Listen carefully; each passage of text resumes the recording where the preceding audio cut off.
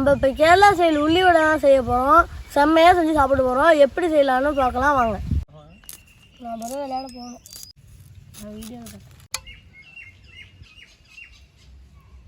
பச்சை மிளகாய் போட்டுக்கலாம், இஞ்சி போட்டுக்கலாம், கருவேப்பிலை போட்டுக்கலாம், மிளகாத்தூள் போட்டுக்கலாம், மைதா மாவு போட்டு நல்லா பிசைஞ்சிக்கலாம்.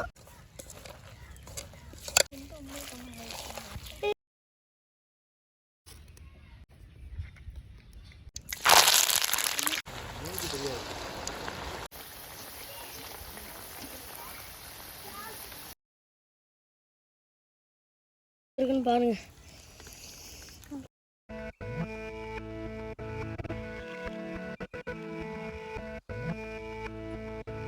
சூப்பராக இருக்குங்க.